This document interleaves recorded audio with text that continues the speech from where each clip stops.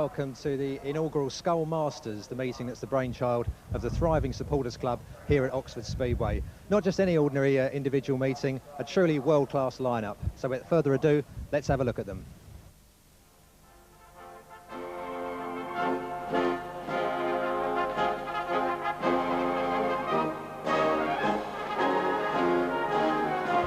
So now let's meet the competitors for the 1990 SKOL Masters, and in order of programmes, riding at number 1 representing Oxford, Alastair Stevens. Riding at number 2 representing Coventry from Denmark, John Jorgensen. Familiar face at number 3 from Bradford, Marvyn Cox. Now you'll appreciate, if you've listened to the local radio or the hotline today, Hans Nilsen has had to dash home back to Denmark very unexpectedly because of a bereavement in the family. So I want you to put your hands together and give our next competitor a terrific round of applause, because he was still building a bike when I phoned him, and he said, yeah, I'll be there. Of course I will. Andrew Silver. Moving on to competitor number 5, Oxford's very own Martin Dugard. And for the first time in a long time, and we're pleased to see him scoring well as he did last Monday, and we're pleased to see him here at Cowley tonight, from the United States of America and Wolverhampton at number 6, Sam Ermolenko. Move on then to rider competing from Australia in Kings Lynn at number 8, Stephen Davies. Number 9, and oh, I like that race jacket. Oh yeah, that's good. I've been waiting to see that for a long time. Riding at number 9 from Sweden and also Swindon, but in Oxford colours tonight, Jimmy Nilsen. At number 10 in the lineup, Oxford's John Bostin. On to competitor number 11 from the United States of America and Bellevue, with his arms folded, as always, the laid-back style of Kelly Moran. Give a tremendous applause. The man who's increased on his green sheet average for next month. He is the world long track champion, Oxford's Simon Wigg. Representing Kings Lynn and also England and international at number 13, Mark Loram. On to competitor number 14, did extremely well for Aussie. He rides for Swindon in the Sambride League, Leigh Adams. Yes, thank you, Dino. Yeah, Dino's just pointed me right. That's followed by another Aussie. Wow, that was quick off the mark, Dino, wasn't it? Oxford's Troy Butler. Number 16, the talcum powder kid. All will be revealed next week. Dean Barker. And finally, last but by no means least down the bottom end, Shawn Mcculloch. So there we are, ladies and gentlemen, the competitors for tonight's 1990 SKOL Masters. We'll arrange the pickup truck to give them a full lap of honour, and then let racing commence in earnest. Remember, of course, each heat winner will be returning back down to the start line, because each race, the race winner will receive a rather special prize presentation.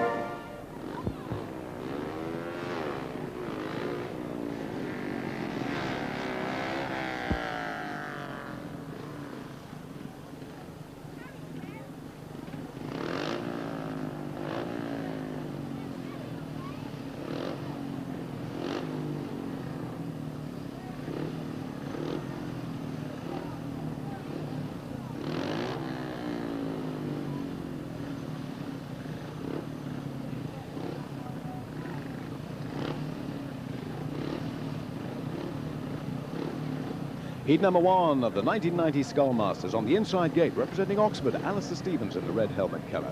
John Jorgensen in blue from Coventry, the Great Dane. A welcome return for Marvyn Cox, both with Bradford now. And on the outside gate is Andrew Silver in yellow and black. Last-minute step-in guest for the missing Hans Nilsen. So riders crouch, anticipating those tapes to fly away. Let's watch their styles. Let's watch them crouch.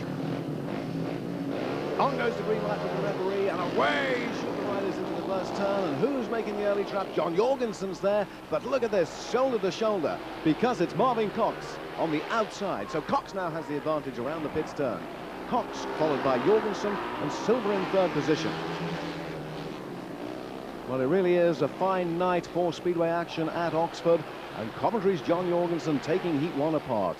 A classic shot of Jorgensen there, but look now, Marvyn Cox is beginning to tighten that gap up a little bit. But it's Jorgensen race leading. Marvyn Cox in second place, and Andrew Silver drifting extremely wide. Let's see if Silver can find a little bit of drive, a little bit more shale around the outside gate. But it's a clear victory at the moment. It's looking on song for John Jorgensen from Coventry. And just one lap to go for Jorgensen, and surely by now he knows all he's got to do is keep that motor firing up, keep it going at full throttle, and he'll pick up the honours for Heat 1. John Jorgensen race leads. Down to the line goes Jorgensen. He takes the checkered flag, and a race win for John Jorgensen. Thank you, Peter. Yes, the result of heat number 1 was a win in blue for John Jorgensen. His winning time, 59.1 seconds. Second in yellow-black was Andrew Silver, and third in white, Marvyn Cox. The time, once again, 59.1 seconds.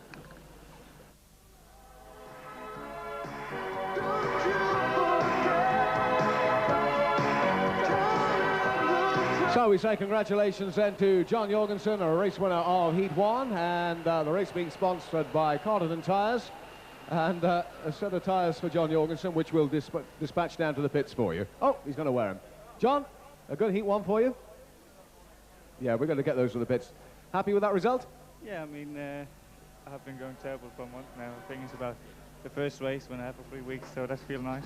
It's a good start. We wish you luck for the rest of the competition. Ladies and gentlemen, the Heat winner of Race 1, John Jorgensen.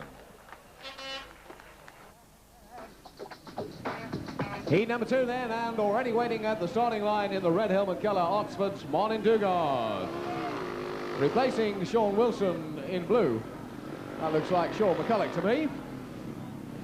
Sam Ermolenko rides in white, and Stephen Davies in yellow and black.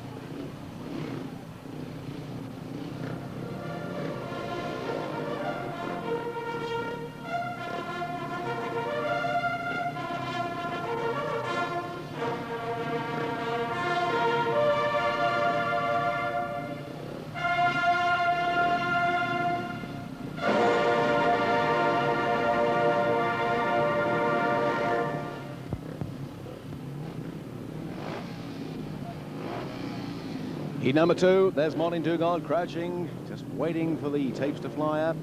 Next to him, of course, Shawn Mcculloch. In white, Sam Ermolenko, and on the outside, Stephen Davies. Way go the tapes. Dugard is made up lightning spot from the line.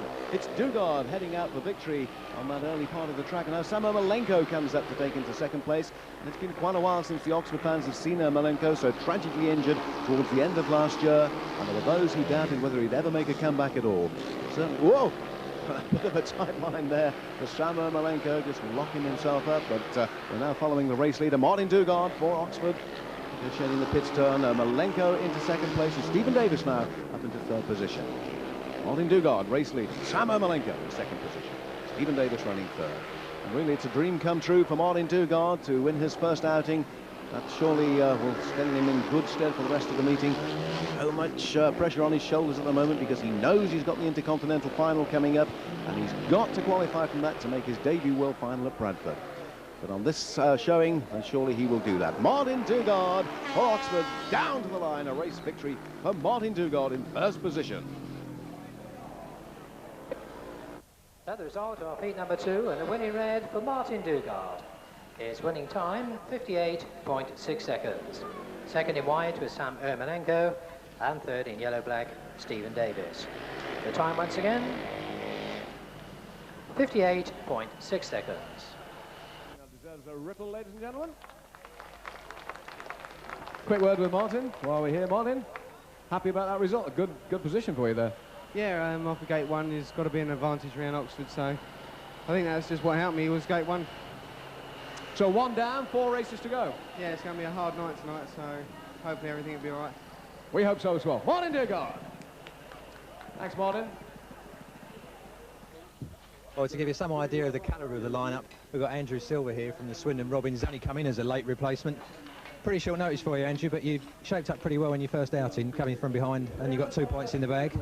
Yeah, that's right. I had track was a bit grippy to start off with. With these hot days, you have to put a lot of walk down to keep the dust down, which makes the track soft.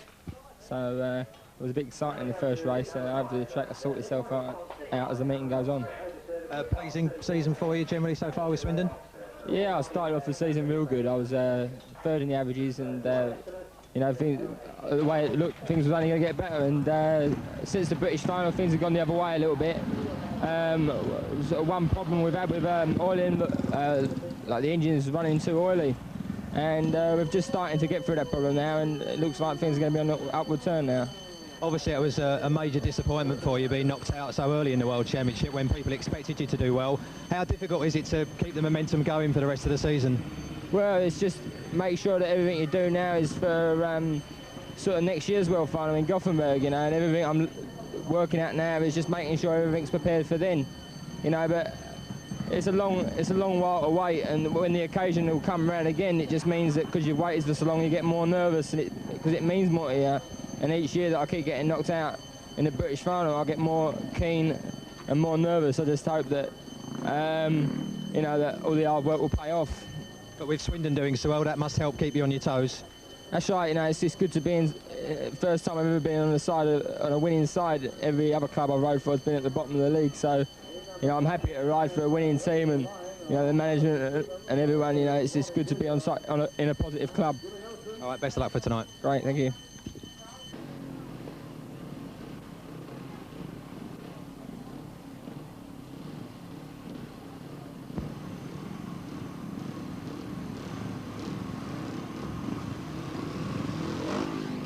Heat number 3 then, John Bostin on the inside in red. Next to him, the American Kelly Moran in the blue helmet colour. Jimmy Nilsen from Swindon, and also Sweden in white. And Oxford's favourite, Simon Wigg, in yellow and black.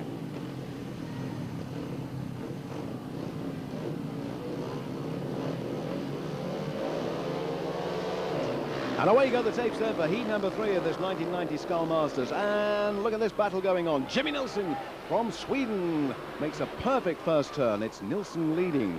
Through into second place as now comes Simon Wigg for Oxford in those distinctive green leathers. And it's Wigg who has the advantage. Wigg on the inside. So now Simon Wigg race leads. In second position, Jimmy Nilsen. And in third position, the American Kelly Moran. It's Simon Wigg who has recently started to fire back to the way he used to ride. He's suffered a lot of mechanical problems. It seems to have got his engines on strong now. Simon Wigg race leading. And Kelly Moran now comes through into second position.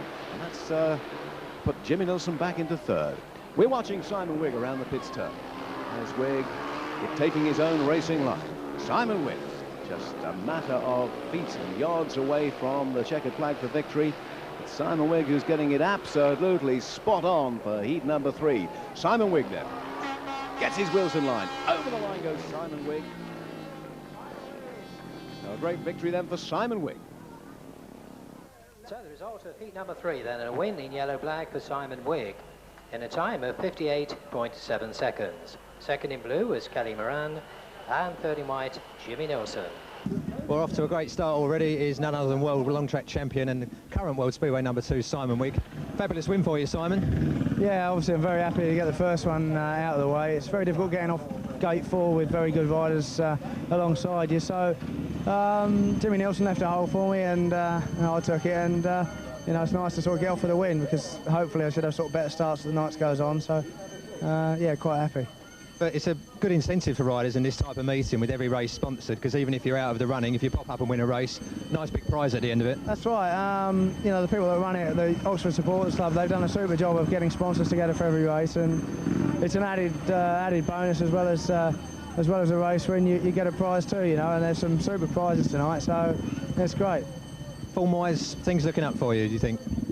Yeah, obviously I've got the World Long Track final in 4 weeks' time, so you know, normally what I do this year is have a week off and try and sort of wind down a bit and then really attack the last month or two of the season, because that's when all the big meetings are. So, yeah, a lot of hard work in front of me, and looking forward to the rest of the season. It's a bit unfortunate I'm not in the World Speedway Championship now, but that's life.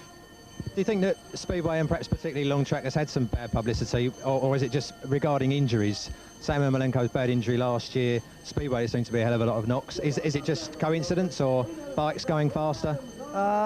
One thing we are stuck with really is a bit of a sort of tyre situation at the moment that I believe is a bit to blame for some of the accidents. But I mean, everybody's going so much better these days. The level of the competitors is superb. Everybody's on such an equal now, and everybody seems to be very, very close to each other. And really, that's when you need good tyres and well-prepared tracks. And it's been very difficult this summer. The weather's been very, very good. Made it very difficult to keep some of the tracks wet. And also, I think we're going to try and sort of alter the tyre regulations in the future to try and make things a little bit safer, because we do need to be able to change the tyres a bit more often and use different types of tyres. So yeah, it's difficult. There's been a few accidents, but hopefully things are going to improve in the future.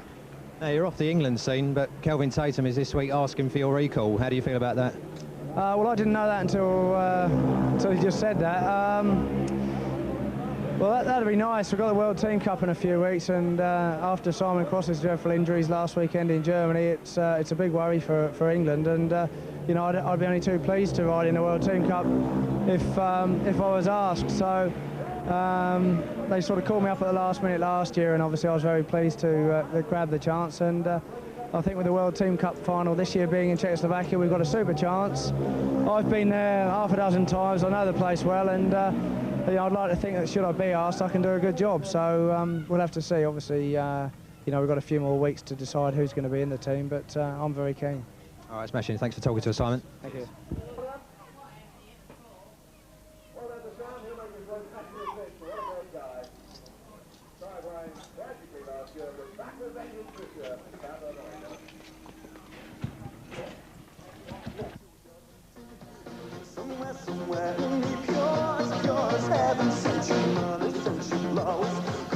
Riding up then for the sheet number 4 is Troy Butler in red, Leigh Adams in blue, Dean Barker rides in white, and Mark Loram yellow-black.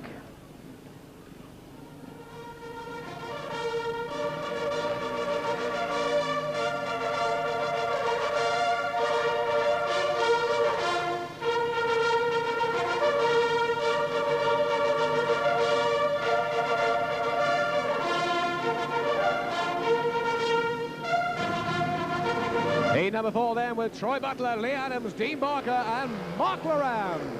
Heat 4, and all 4 riders making a lightning start, and Leigh Adams now has clipped the front wheel of Mark Loram and sent Mark Loram down onto the track. There is Loram, the fallen rider. Let's hope he's not seriously hurt.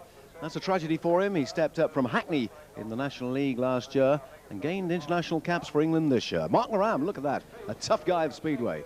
Jumps up and now walks back to his machine. Well, that race, of course, stopped in the interest of safety. The referee has ruled an unsatisfactory start be restarted with all 4 riders. So perhaps then Mark Loram shaken a little bit more than we thought. So Mark Loram goes out, then Shawn Mcculloch comes in and takes his ride in the yellow and black helmet colour. Just to refresh your memory, Troy Butler in red, as you can see, already waiting at the line, as is the rider in blue, Leigh Adams, Dean Barker in white, and now Shawn Mcculloch in yellow and black.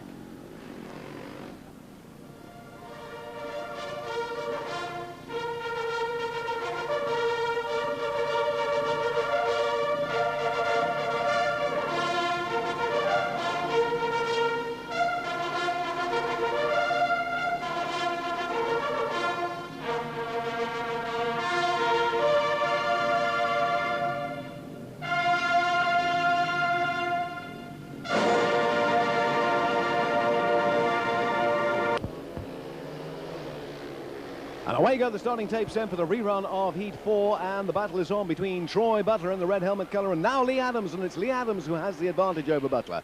Adams, Butler, and through into third position is Dean Barker. And it's Barker now, look at this, Barker has the advantage over Troy Butler. Barker moves up into second position, but you can't take it away from Leigh Adams. He's race leading at the moment. He is breathing fresh air, and it's Adams who successfully transferred himself up from Poole in the National League last year up to the team Coastal Robins in Swindon this year, and has done so well riding for his native Australia in the various World Team Championships.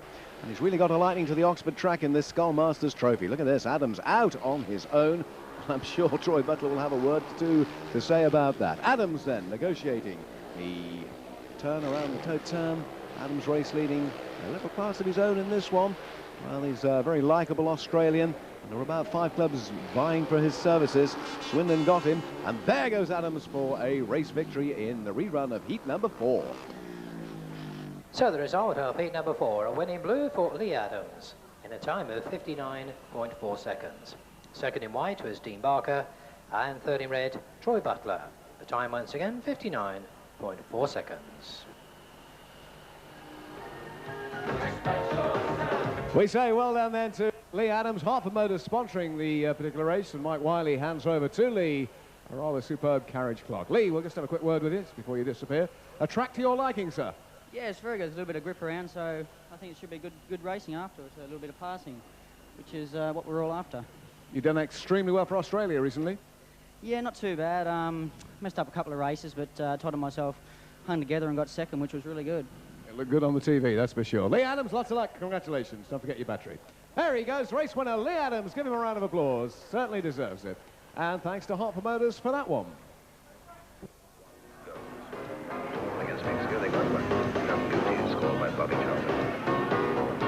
In number 5 then, and waiting at the line are Alastair Stevens and also Marvyn Dugard and Jimmy Nilsen. 1 minute now remaining, just 1 minute.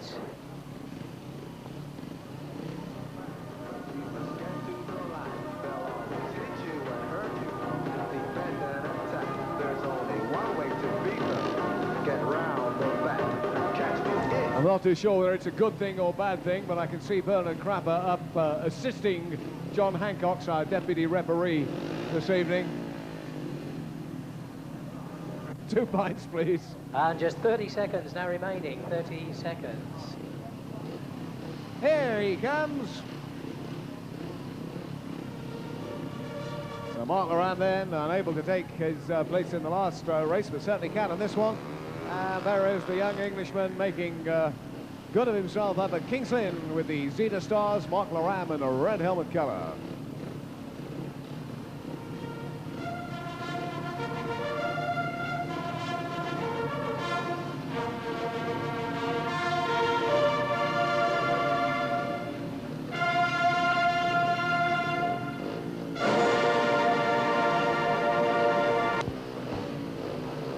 Up go the revs. Back goes the throttle arm. They wait for the referee to release the tape. Starting Marshall lines up. Away he walks. Away go the riders as they charge off for the first turn in heat number 5. And it's Mark Loram who's doing all the showing at the moment, and Jimmy Nilsen in second place, and Marvyn Dugard runs third. And now Dugard challenging up the inside of Neilson. So Loram, look at this, Jimmy Nilsen still into second position. Ram, Neilson and Dugard. Dugard trying a wide line. Coming on back, he's got more speed on, he's got more power on. But no room for him to make his sudden dive. There he goes round the outside, looking for that elusive dirt. Hasn't helped him in that turn. We're watching Mark Loram race lead. There goes Dugard. Dugard again. Very, very wide turn for him. It's Jimmy Nilsen who's got the advantage. It's shoulder to shoulder, and Dugard goes through to claim second place. So it's Loram, Dugard, and Jimmy Nilsen in that order. Really, the man we're singing the praises of is Mark Loram. We saw him sprawling on the track. We saw him unable to take the rerun of his last outing, but he's certainly got it wheel for wheel perfect in this heat. Mark Loram in the red helmet colour. Over the line, back goes up front arm. Loram wins it from second place man Dugard and third position Jimmy Nilsen. So the result of heat number 5, it's a win in red for Mark Loram. His winning time, 58.6 seconds. Second in white was Marvyn Dugard, and third in yellow-black, Jimmy Nilsen. The time once again, 58.6 seconds. Well, we feared the worst when you took a tumble. Everything okay? Yeah, so I just ran out of room because some of the gate 2 lifted and I was on the outside. There weren't a lot I could do about it. I just, you know, run out of room, so I had to bail out, and I'm damaged my bike, so I didn't have time to get the other one ready. But now the other one's ready and proves that it's running well. Yeah, not too bad, yeah. Great stuff. Well done, Mark Loram. Yes. Isn't there a chance of the exchequer of one of these?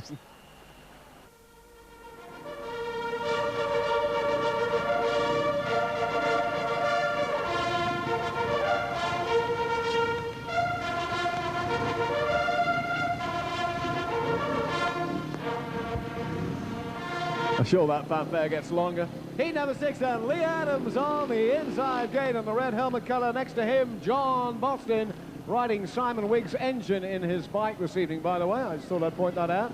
John Jorgensen, the positive race winner from Heat 1 in white. And the American Sam Ermolenko.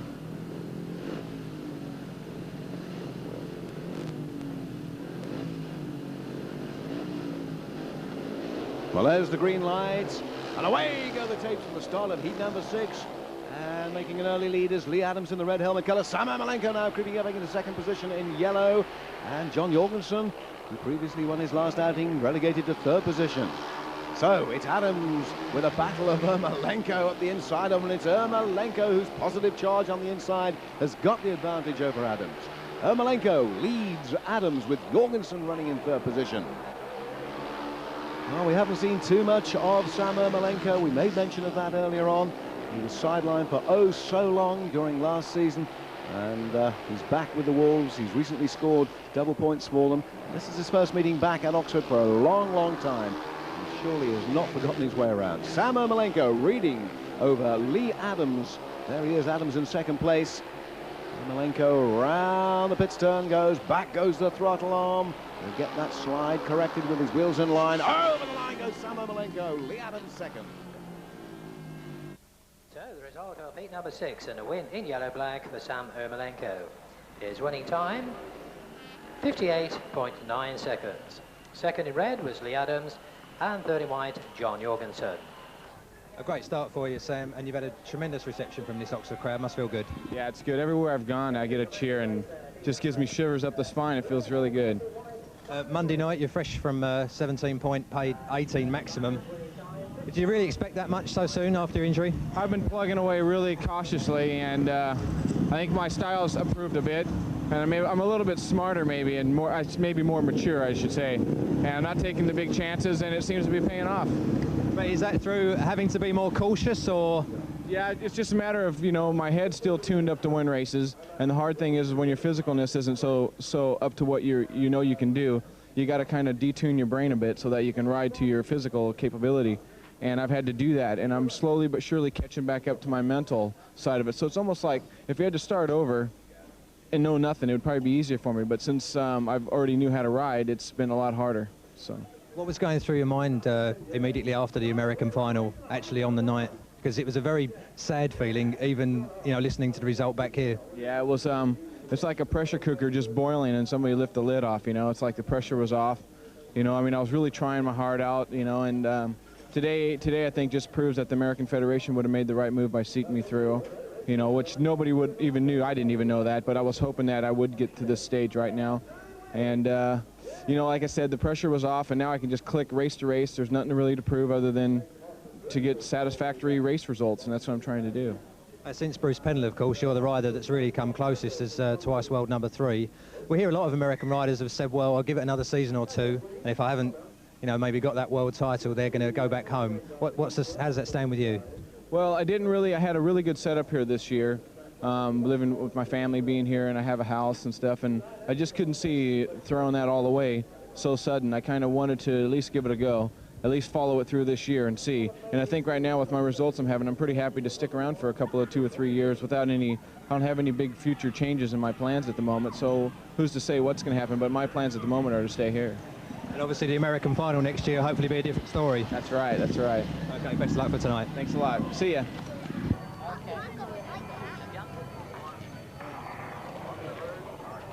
Just 1 minute, Harry Rainey. 1 minute.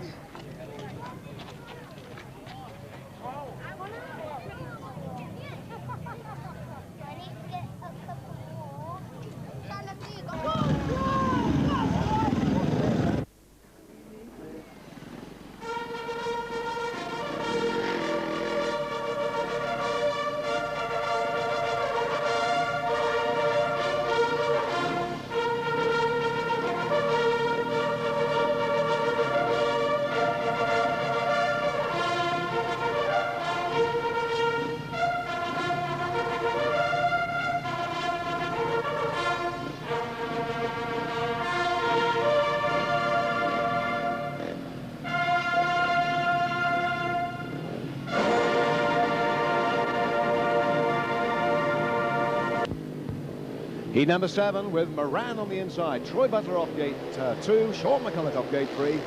The outside has gone Marvyn Cox, and it's Cox who's made a good start, but not quick enough because Kelly Moran, the little Bellevue rider from the United States of America, has opened up an impressive race lead at the moment over second place man Oxford's Troy Butler. It's Moran who wipes away his visor. Moran race leading. Butler in second place, and here comes Cox again. Cox trying a wider line, which was proving to be successful for Martin Dugard, but doesn't seem to have the power on there. Still Butler into second place. Cox on the inside now. Can Cox make the drop? No. Butler's still there. So, Kelly Moran race lead. Troy Butler in second place. Third position still held by Marvyn Cox. Butler beginning to open up there. A bit of a lead over between him and Cox. There is Kelly Moran, affectionately known by the Bellevue supporters as the Jelly Man. Moran leads Butler over Cox, and it leaves McCullagh at the back. Classic shot of Moran. Look at the lead he's opened up over the second place man, Troy Butler. Down to the line goes Kelly Moran for a race victory. Second, Troy Butler, and Cox goes out with engine failure. So the result of heat number 7, a win in red for Kelly Moran. His winning time, 59.3 seconds. Second in blue is Troy Butler, and third in white, Shawn Mcculloch. The time once again, 59.3 seconds. Pick that up, Kelly. Is that nice and light? I thought it was a box of condoms. Not weighing that much, it doesn't. It's a 2-ton car jack. I better not say it's a family sport. I think you better not. Great race winner, Kelly Moran. Do you want us to take that back to the pits? Yeah, the boys will do that. Thanks to the guys from HNSC Lifting Gear. Thanks to Kelly Moran. Great as normal. Well done, Kelly.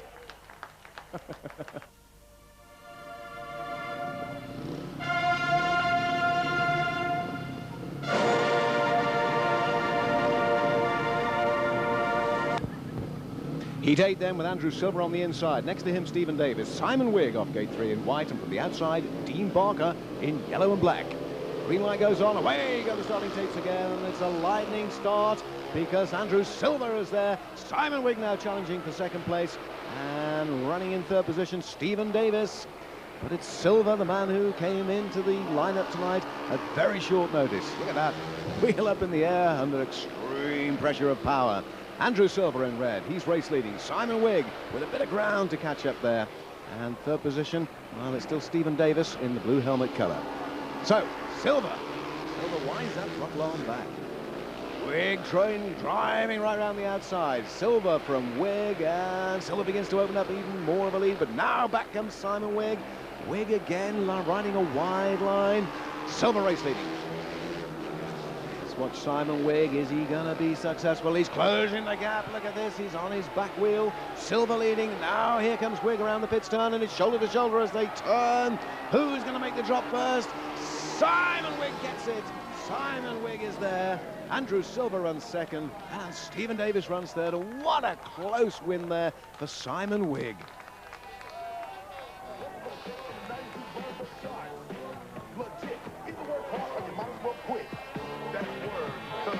Yes, a tremendous race there in heat number 8, and the winner then, of course, in white, Simon Wigg.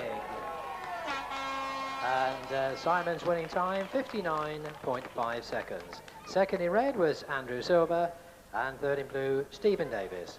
The time once again, 59.5 seconds. Thanks, David, and so we greet Simon Wigg. What a race to the death that was. Oh, sensational stuff. So Marston Food Group, and I think they brought all the group with them tonight, which is great. And, oh, a Wiggy barbecue, almost. Simon, it's all yours. Oh, thank you very much. Get me foot next time.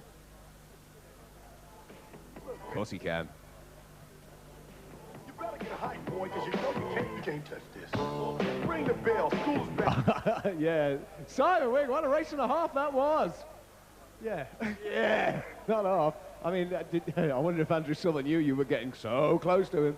Well, I think he could have made life really hard for me if he wanted to. So, you know, it's a mark of a great rider when he leaves you room. So, fair play to Andrew, you know. Fair play to you. What a great race win, and a nice barbecue in the right colours as well. We'll get that to the pits for you. Okay. Well done, Simon Wigg. Yeah. Feel myself halfway through by now.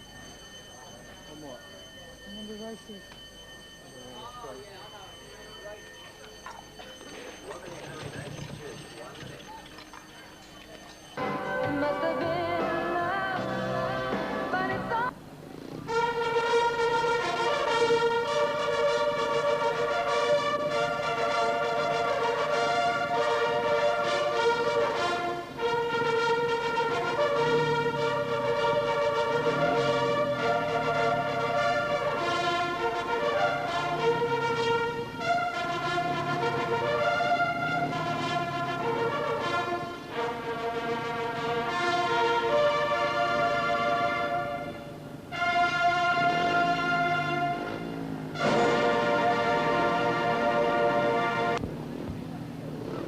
So we move into heat number 9 of the 1990 SKOL Masters. There is sudden Sam Ermolenko, already with a race victory under his belt. Sam Ermolenko in red. Next to him in the blue helmet colour, Dean Barker, yet to make an impression on this trophy. So has Alastair Stevens, but from the outside, again a race winner, is Kelly Moran. Number 9, there's the green light on, it goes away, shoot the riders, and it's sudden Sam Ermolenko, and the challenge is on because Kelly Moran now drives along outside him. So Moran leading Ermolenko. We've witnessed the Battle of Australia in a previous heat. We're now witnessing the Battle of America. The little man of the sport, Kelly Moran in yellow, race leading over fellow countryman Sam Ermolenko in second place. And Dean Barker runs in third. It's all about Kelly Moran. Moran there almost... you think by looking at him he's not quite old enough or he's not quite tall enough to touch the ground, but he is, and a very successful Speedway rider, capped many, many times for America. It's Moran who's doing the showing over Ermolenko. Look at this, there was once upon a time, the late Peter Craven was known as the Wizard of Balance, and surely Kelly Moran has taken over from that. Foot back on the peg, back goes the throttle arm, and that lead extends between him and Ermolenko in second place. There is Moran around the pits turn. Wheels back in line. Moran goes over the line with a wheelie for a victory. The result then of lead number 9 and a win in yellow-black for Kelly Moran. His winning time, 59.4 seconds. Second in red was Sam Ermolenko, and third in blue, Dean Barker. The time once again, 59.4 seconds.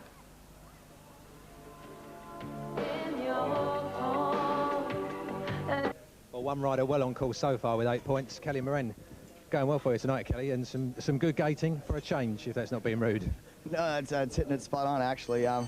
We had an invitation to ride this year at Oxford at the SKOL Masters because earlier in the season, there were some of us racing in America, so I missed my league match with Bellevue visiting on the Oxford Cheetahs and that, so we had a booking.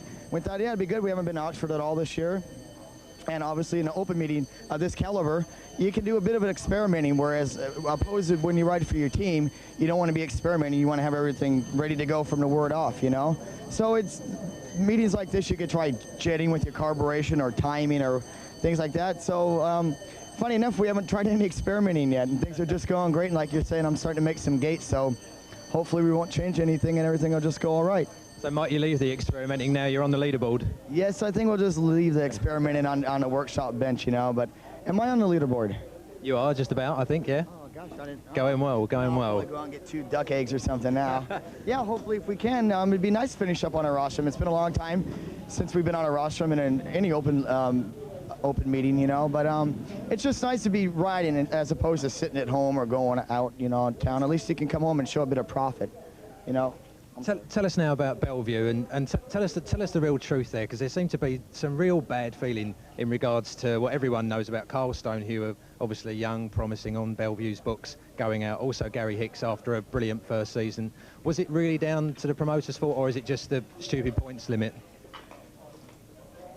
It was the points. I mean, every year we seem to keep making the points limit lower and lower. I mean, we're the only sport in the world. You don't see it in cricket or in football. I mean, if you did that, there'd be millions of viewers outraged, you know, with it. I mean, it's like Man United. I'm not saying it because I ride Manchester, but I happen to like the team. Them having a deal with the points limit, I mean, it's absolute ludicrous, you know. But yes, it was over the points limit. Not any animosity between the riders and promoters. I mean, there's still Bellevue riders. They're still on the Bellevue books and that.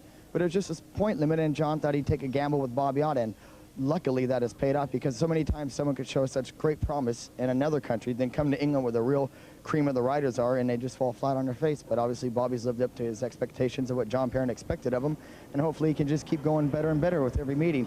But no, John wants to build a foundation of young riders, and obviously he will have Carl Stonehewer and Gary Hicks back next year. Now, you're out of the World Championship for the moment, and you've come very, very close to a world title on a few occasions. You've still got some big World Championship ambitions. Oh, yeah. I mean, I'm still happy with it. I mean, the day comes when I don't enjoy it. Obviously, I'll be out of it. But every year it gets funner and funner, you know. I mean, some of the rules get more dumber and dumber. But as long as you enjoy it, I don't see why there's any reason why you should go up to a certain age. I mean, I'll be 30 this year, but I still act like a 17-year-old. You ask my wife, she thinks I act like a 12-year-old. But I think as long as you enjoy anything, and providing you stay away from injuries and that, knock on wood, there's no set age limit that you should have to quit the game. Now, we can't really imagine you in a desk job, but what are you going to do when you give up racing? Well, after being around for a while in various countries and that, I have some financial backers in America that are willing to help me out, open up a pub restaurant in England. I mean, I know what'll work, I know what won't work in that, you know, but I like to do it in some capacity, just dealing with the public, just sort of like I do in my game here, you know. But there's no way I could put on be a blue-collar worker, 7 in the morning till 5 job. No, that's not Kelly's style. No, I could never do that. But, or maybe be involved in some promotional way, or a team manager or something, because you can't just quit. It's when it's been in your blood for as long as it has with me. I mean, I've been racing bikes now for 21 years. And you can't just walk away with it and wash your hands with it. But I'll be doing something, and whatever I'll do, I'll be dealing with the public some way or another. It's great talking to you, Kelly. Thanks a lot. Thank you very much. Cheers.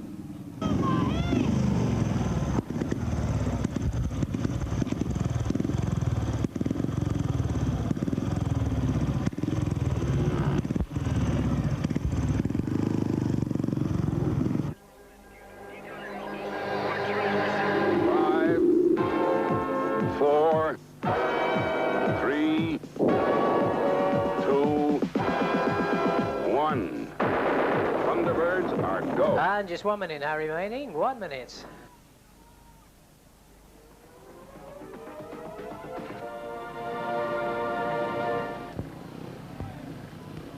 So let's look at the lineup for heat number 10 then. Simon Wigg, there he is in the red helmet colour with those distinctive green leathers. Already 2 race wins under his belt. Surely he's looking at the trophy tonight. Marvyn Dugard rides in blue, Troy Butler in white, and John Jorgensen from the outside in yellow and black. The boys will now wind the throttle arm in, the clutch already pulled back, waiting the signal from the referee, the green light, of course, and then the tapes are away. There's the light. Let's wait for those tapes to rise. Away they go as all 4 riders charge into that first turn. Simon Wigg is there, so is Marvyn Dugard, and look at this right around the outside. Troy Butler cruises past them like they've stopped still. What a surprise. Butler leading Wigg, and Dugard and Jorgensen now coming into the approach. There it is, Butler holding the advantage, and Jorgensen creeping through. Simon Wigg still commanding second position. But the pressure is on Wigg now from Jorgensen. It's Butler, and it's Wigg, and it's Jorgensen. It's put Marvyn Dugard at the back, and that is such a surprise for him. But Butler is riding the race of his life. And look at this battle for second place, shoulder to shoulder between Wigg and Jorgensen. Who's going to make the drop first? There's Butler. Wigg still in second place. Jorgensen driving hard now on the inside line. It's Wigg who's got the power. Surely Troy Butler does not know what's breathing on his exhaust pipe in this one. Oh, it's close. It's Troy Butler down to the lines. And the result of heat number 10, what a good one that was. The winner in white, Troy Butler. His winning time, 60 seconds exactly. Second in red was Simon Wigg, and third in yellow-black, John Jorgensen. The time once again, 60 seconds exactly. John Boyd then, the roofing specialist. Ooh, what a race and a half that was. So we'll bring Troy over then. Oh, there we go. There's the presentation. And the camera. All right. Join in the group. Come in the group. There you go. Yeah. That's going to look great in the family album. Well done, Troy. Going like the wind. Yeah, well, you got to have a race sometime, don't you? Yeah, you can certainly say that. I mean, I don't know how... I know when you guys look back, I don't know how much you can see behind you when you just glance behind yourself. Well, you know, on a normal occasions, Wiggy's my teammate, but different night tonight, so I wasn't looking for him at all. I gathered that. No, it was a good race. I've just changed back to the Godden for tonight just to see how it's going. You know, I've not been having a good run on the GMs, but, you know, I had to try something, and I've switched back, and it seems to be going good for me. So, you know, I'll probably have to outlay a bit more money and buy a couple more Goddens. Who knows? Who knows? Troy Butler! Yes, sir. Yeah, I'll take it back for you. Okay, well done to Troy.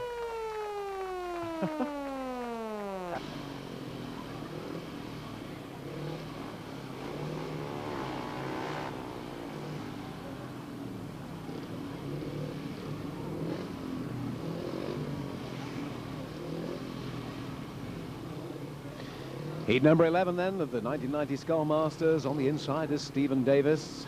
Next to him is Jimmy Nilsen in the blue helmet colour. Off gate 3, Marvyn Cox in white. And from the outside, the successful Leigh Adams in yellow and black. So there's the lineup for you. Should be an interesting race. Already Cox is beginning to show a little bit of power. Leigh Adams most certainly is. Away go the tapes.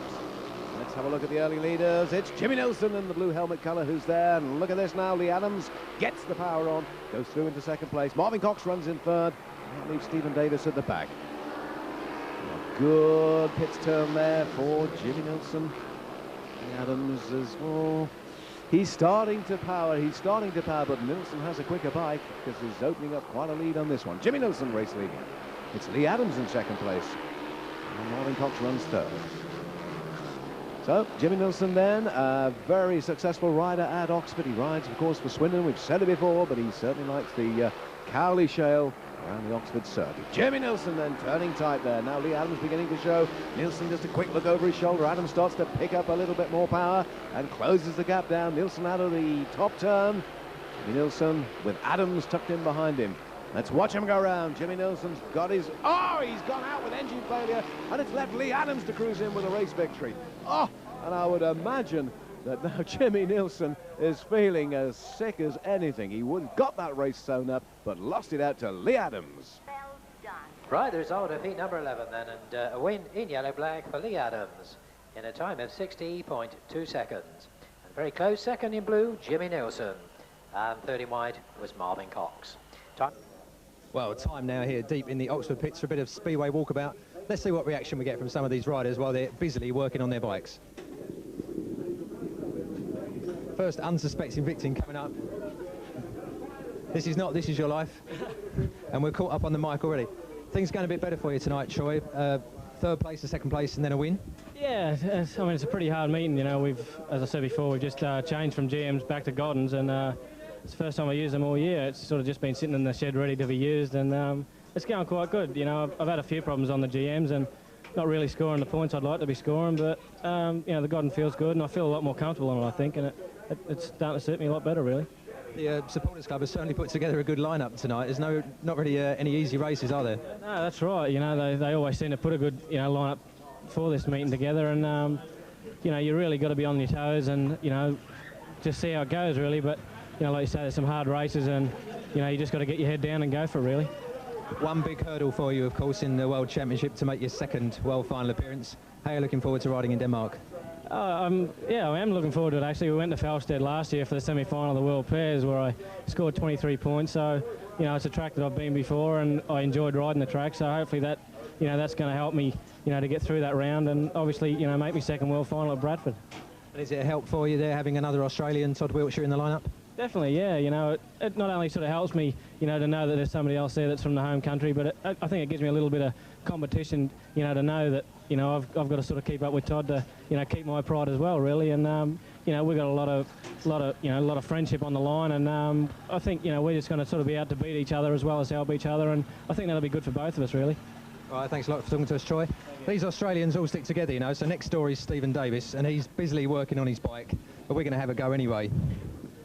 Stephen, can you spare us just a couple of words? Tell us exactly what you're doing. Just adjusting the clutch, you know, making sure it's true so it don't drag at all at the starting line. What's your season been like so far for Kingsley, and how would you describe it? A little bit poor, really. I changed to Jawa machinery this year. I don't think it suited me, and now I've changed back to the Goddens and things are looking good again, you know. So hopefully I can finish off the season, you know, with a lot of good results and hopefully come back again next year. You've been riding for Australia, of course. You're still in the limelight there, and Australia looking for a place in the World Team Cup final. First time since 1976.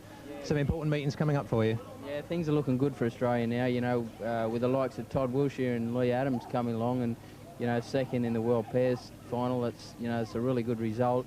So things are looking good for us, and hopefully we can win Group A and get into the World Final.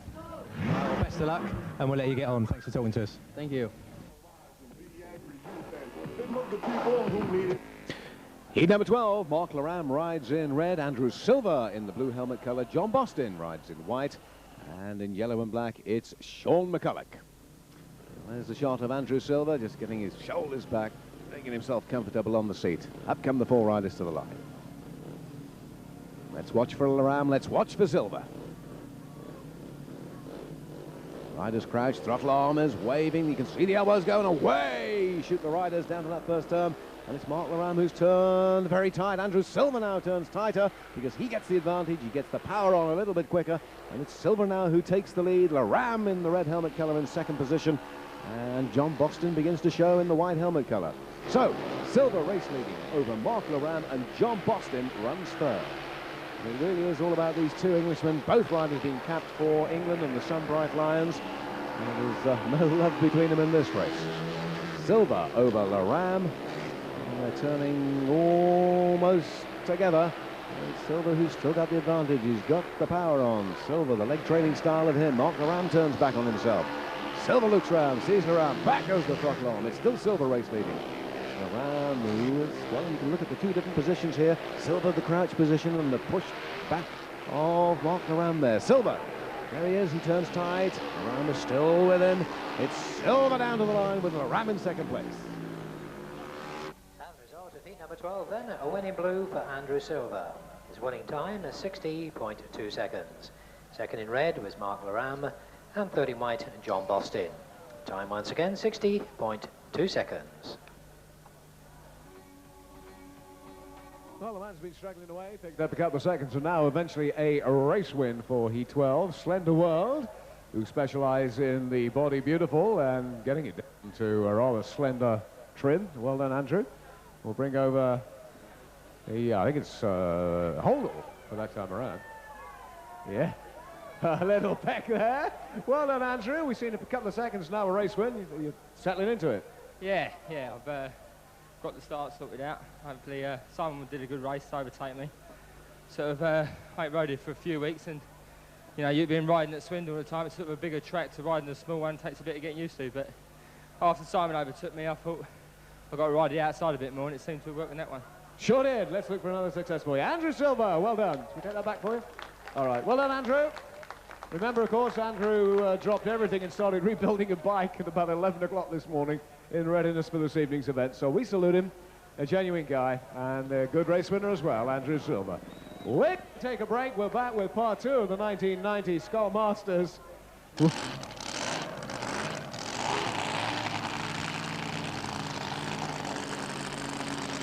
I told you that was loud, and obviously run straight through exhaust pipes there.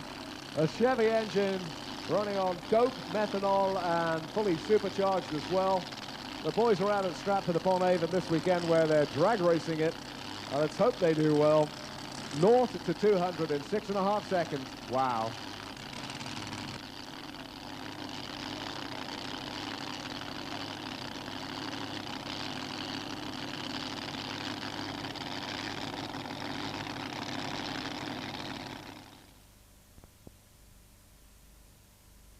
Can we disturb you for a sec, Mark? Yeah. You're looking nice and quiet. Are you okay after the crash earlier?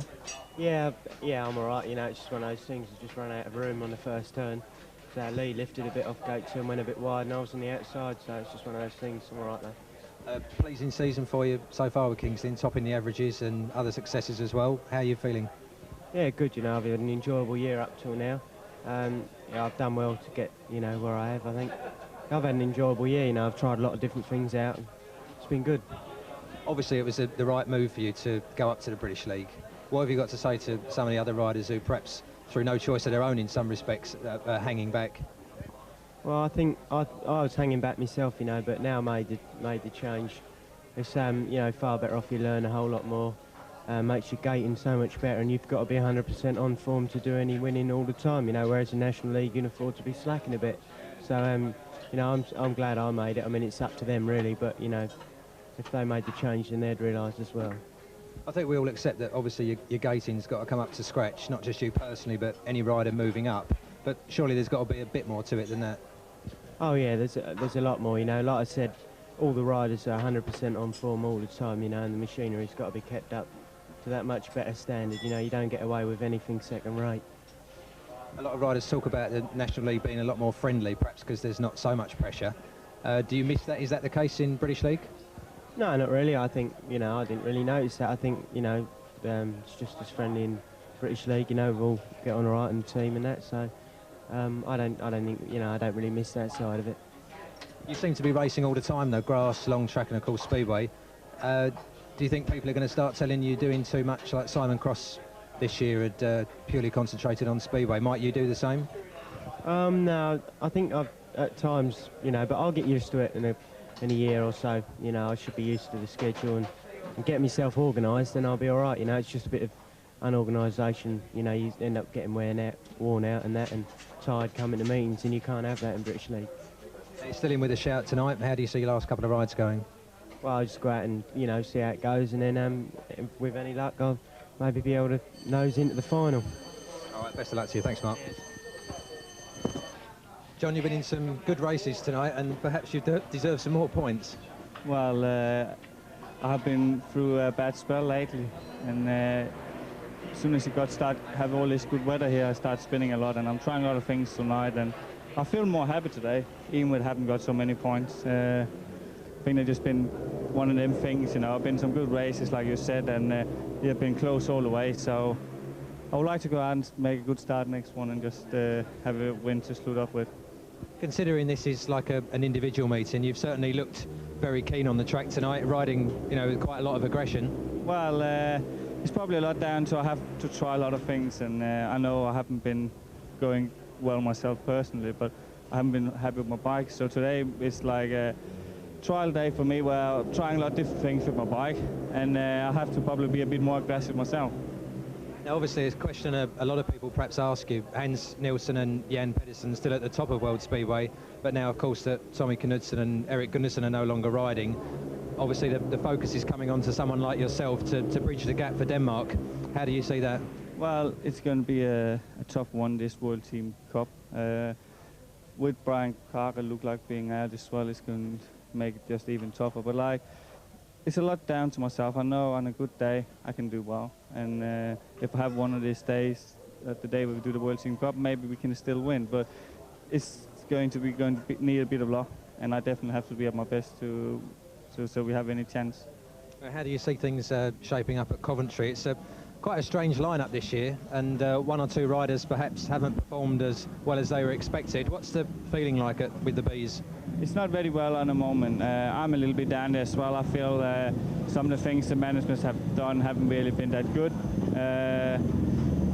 When you're struggling, you know, you need to be all together, and you need a little bit more work done to it. When you're in a winning team, you don't really have to do anything. The riders do it themselves. But when you're a little bit down, it needs to be done more, and that's not happening at the Coventry at the moment. But I believe they have another rider in the mind and should be coming in after the August the 6th. And I look forward to that, because you need 7 guys to go out there, especially if one of us don't go that well on the day. Where in the beginning of the year we only really relied on 3 people, and you can't win one then. So has the team spirit been down generally at Coventry? I think it has been, and at the moment I can't even really see it getting better, but hopefully with a new rider it helps. I mean, last year when we got Roman Matusek, it sort of helped the whole team a bit, and they certainly need a facelift there. It's not that good there now, and but like I said, like when you are down, they need a lot more work being done to it. Like when I've been Coventry, I've been in the team and winning the league twice, and it was sort of easy. No work had to be done because the riders did it on the track. But now where everybody's a bit down, even in the top guys won't get as many points, and that's the feeling that are there at the moment, I think. Well, best of luck. Nice to see you doing well. Thank you. Heat 13 then, Shawn Mcculloch on the inside, Simon Wigg off gate 2, Leigh Adams off gate 3 in white, and that leaves Alastair Stevens in yellow and black. Here's the camera now, the outside gate.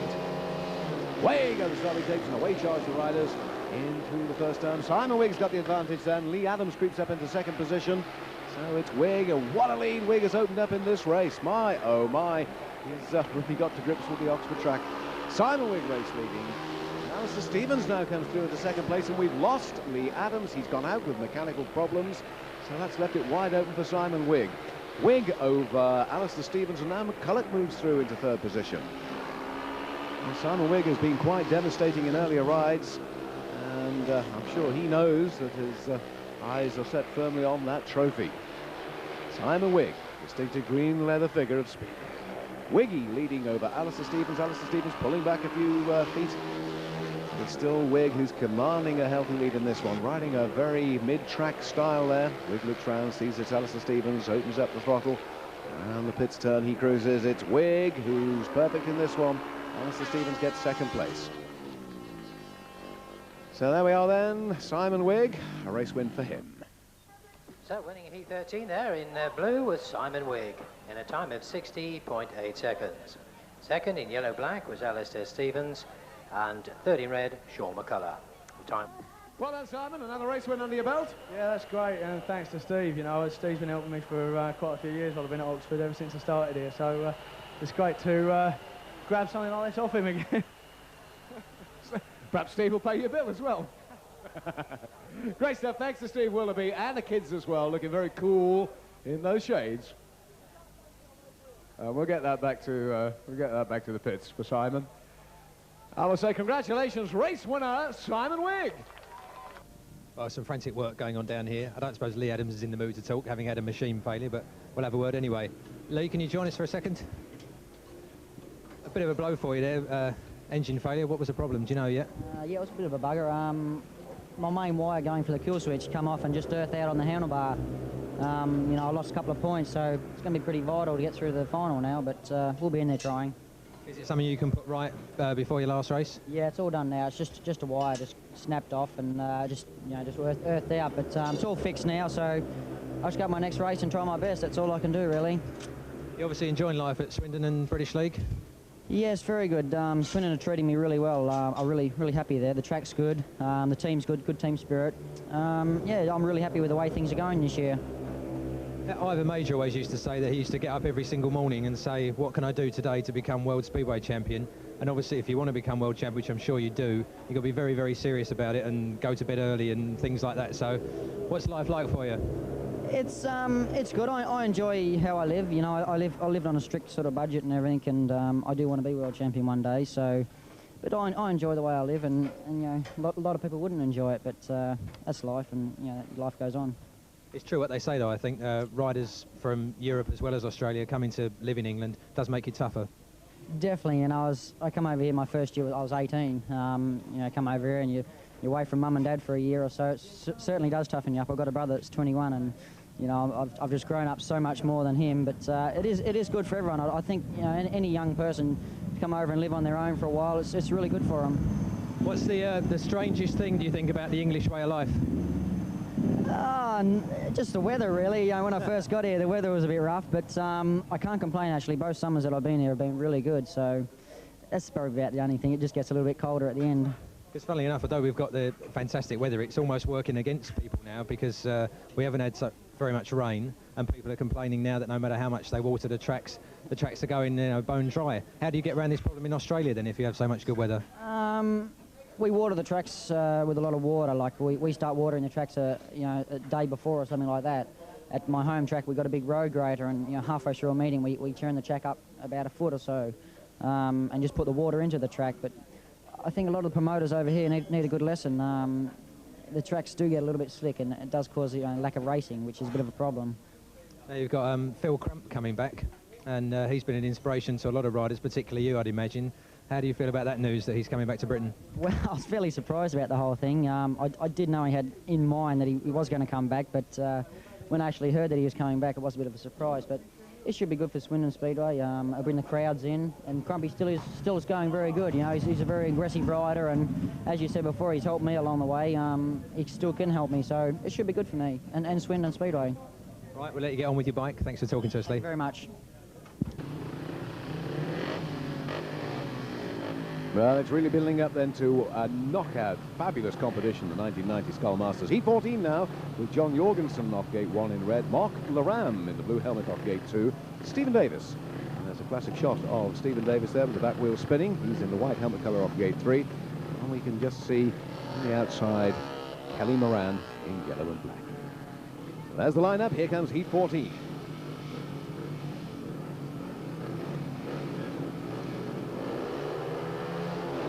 Away go the strong takes again, and it's a bit of a slow start there, but taking the early advantage is Mark Loram in blue, and now heading into second position is Kelly Moran, and that's left John Jorgensen running third.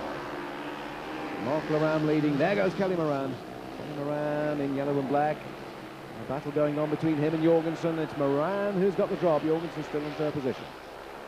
A race leading then Mark Loram in blue. Kelly Moran behind him. Behind him in third position, John Jorgensen.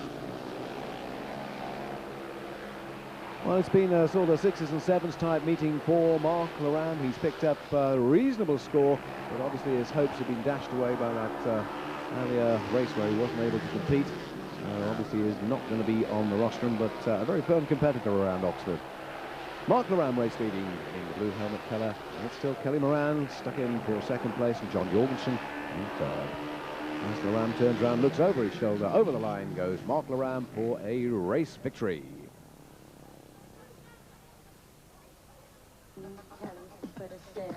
The result then of Heat 14 is a win in blue for Mark Loram in a time of 60 seconds exactly. Second in yellow-black was Kelly Moran, and third in red, John Jorgensen. The time once again, 60 seconds exactly. So, Mark, good for your bottom draw, that one. Where you go? Which way you go? I'll stand here. Happy with that? Oh, well happy with that. Yeah, that'll do. And a good race win as well. Good stuff. Yeah, that's right. The track's better tonight. It's a little bit slick, but it's still good. You know, so I made a good start, you know, and that was about it, really. Sure did. Another race win under the belt. Well done, Mark Loram. We'll take that back. Okay. There he goes, Mark Loram from AP. Heat number 15, Dean Barker on the inside. Next to him, Marvyn Cox. Then John Bostin off gate 3 in white. And that leaves Martin Dugard in yellow and black from the outside. So I guess that it's going to be a battle between Dugard and Cox. Dean Barker not made much of an impression so far in this 1990 SKOL Masters. And of course, nor has John Bostin. So watch then for Marvyn Cox in blue and Martin Dugard in the yellow and black helmet colour.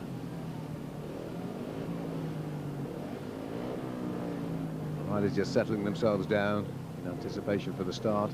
There's the spinning of the back wheel of John Bostin to cool that clutch down. Up to the line they go. Starley Marshall calls them down. Heat 50. Away go the starting tapes, and again we're looking at Marvyn Cox, who's got the advantage. Cox round that first turn. Martin Dugard is in second place, but a challenge going on with Dean Barker, who runs in third position. So watch him go round. That is Marvyn Cox. Martin Dugard is in second place, and Barker is not giving up the ghost because he comes back on the inside of Martin Dugard.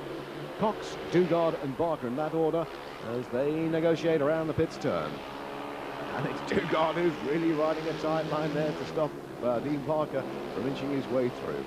But out at the front, Marvyn Cox, he's got a lot of making up to do. Sadly, at the moment, he's out of the frame. He won't be on the leaderboard on tonight's performance, but certainly putting through a masterful race in this one. Marvyn Cox, Martin Dugard and Dean Barker still in the same order as they continue around the Cowley show.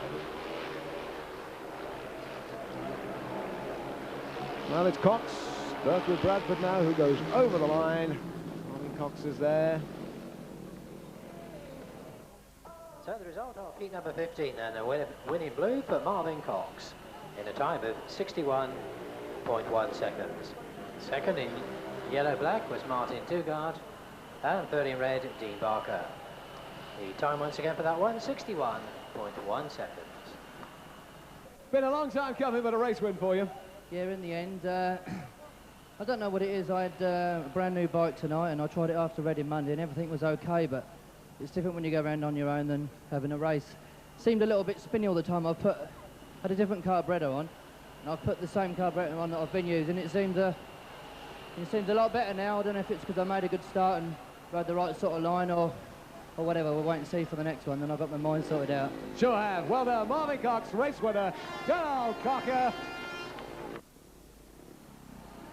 And in this race, 16, we've got Jimmy Nilsen riding in red, Sam Ermolenko is in blue, Andrew Silver in white, and Troy Butler, yellow-black.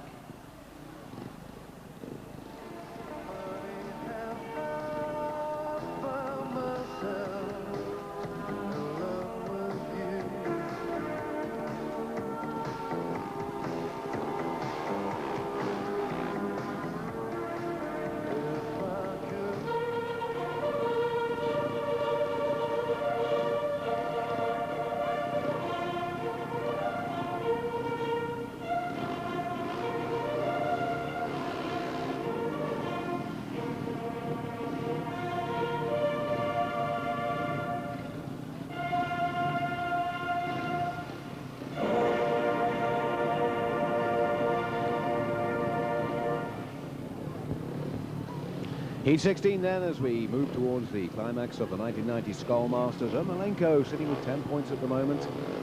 Andrew Silver with 8. Jimmy Nilsen 6. And Troy Butler with 6. What an interesting race this is going to be. Let's watch them then from the start to the finish. Lights rev up. On goes the green light. And away go the starting tapes. And the charge is on down to the first turn. Jimmy Nilsen in red holds the advantage over Sam Ermolenko in second place in the blue helmet colour. And the battle is on now because Jimmy Nilsen knows he must win this one if he's to go in the big run-off final. But look at Ermolenko. There goes Ermolenko right round the outside of him. Gets his power on. Ermolenko leads Jimmy Nilsen in second place. Well, really, Ermolenko's surprise merchant of this competition because, let's face it, he didn't exactly line up on the parade as being one of the firm favourites, but he's really torn apart the opposition. Ermolenko race leading at the moment. Jimmy Nilsen running in second place. Andrew Silver back in third position. We're watching the American then, Sam Ermolenko, 7 Sam, and perhaps the way he went past Jimmy Nilsen just underlines how he got that nickname. Sam Ermolenko down the back straight. Up goes that front wheel. Perhaps that's a bit early, but I don't think so because Jimmy Nilsen is quite a way behind him. Sam Ermolenko down to the line with the front wheel raised high in the air. So a great race win for Sam Ermolenko, and surely now he must be in the runoff final.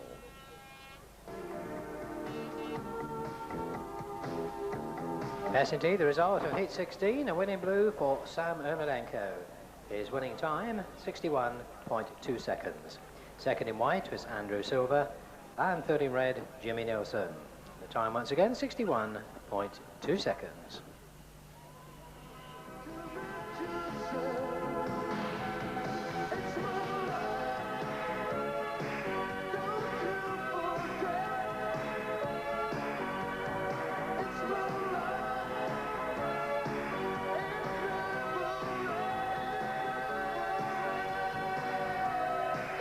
The man with a permanent grin on his face, Sam Ermolenko, the race winner of 16. Plasto's coaches, you've seen their coaches everywhere. I normally follow you lot everywhere. Then you turn off and go the wrong direction. That's his fault. But great servants of Speedway. Now, what have you got for... Oh, no, he can't drink any of this. No, he's allergic to all this. It's no good for you, Sam. Well done. Well done, Sam. You get it together. Yeah, it's coming along. I'm having a great time. The track's really good. Really good. Well, pleased to hear that. And the bike's okay? Yeah, it seems to be going okay. I'm hanging in there, and yeah, I'm happy. I just hope I can get in that final and win that. That's what it's all about, I think. That's where you get the cash. You're right. Okay, Sam Ermolenko. Well done, Sam. And thanks to Plastos as well.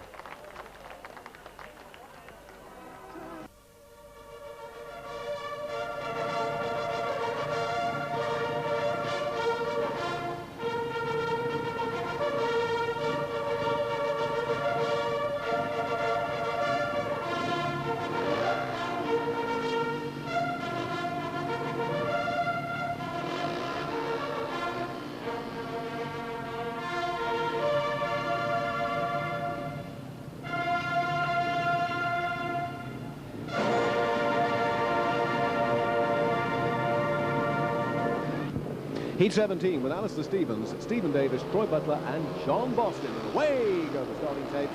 And the lesser lights of this competition all mixed together. This race for their final ride. It's Alastair Stevens that's doing the showing first. And through now into second place is Troy Butler with Stephen Davies. And again, we're seeing the Battle of Australia. Two great friends who only live a couple of miles apart from each other, but there's no love here, is there? Stevens race leading. And what a battle going on for second place. There it is. It shows Troy Butler now through. So Stevens, and now back comes Stephen Davies. Stephen Davies over Troy Butler for second and third position, and at the back is John Bostin, who's had a pretty terrible meeting, but there again only started racing Speedway in the last couple of weeks after somewhat about a 4 months layoff since the end of his days with Craig. So Heat 17 then shaping up rather well for Alastair Stevens. There is Stevens out in the front, and behind him sits Stephen Davies. A bit of a surprise really, because Troy Butler runs in third position. Let's hope it's done Alastair Stevens' confidence a little bit of good there. A race win then for Alastair Stevens. Well, the result then of Heat 17, a win in red for Alastair Stevens in a time of 61.6 seconds. Second in blue was Stephen Davies, and third in white, Troy Butler. Time once again, 61.6 seconds. Sure he needs that. Turn on around, Ali.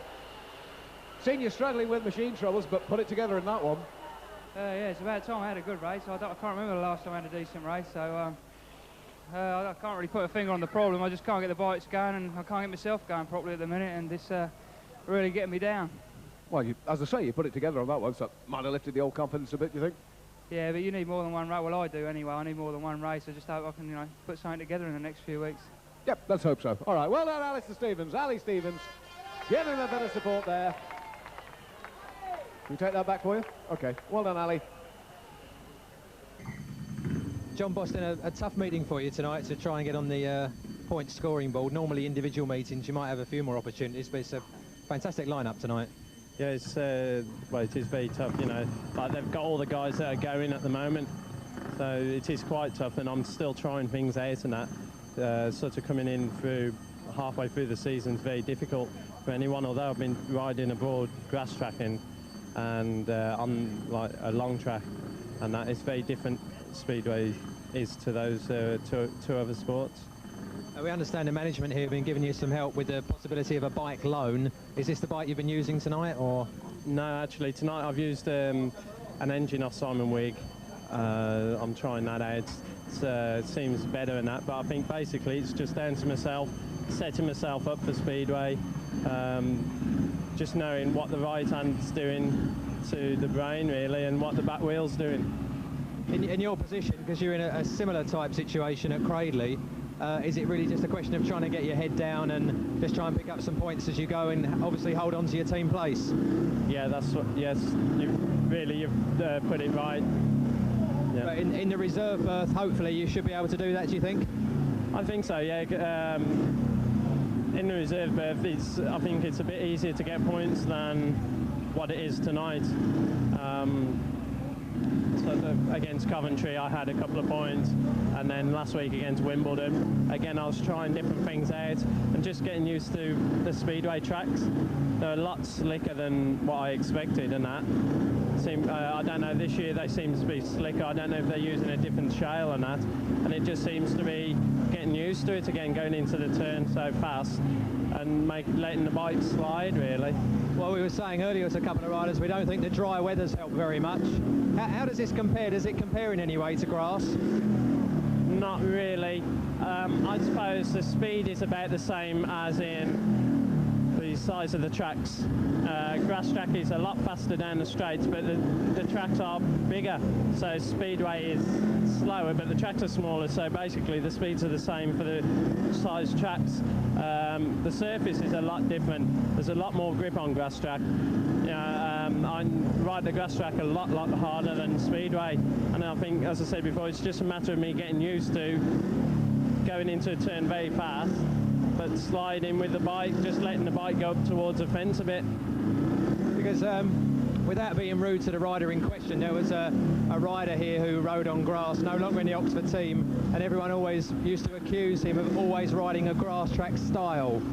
So do you think the same criticism could be levelled at you unless you adopt a more of a Speedway slant? Yeah, I suppose it could do, yeah. Every rider's got their own style anyway. Like last year with Eric, he, even on the tightest of tracks, he never used to lock up as such. He used to be sort of two-wheeling it as in you do in grass track and long track.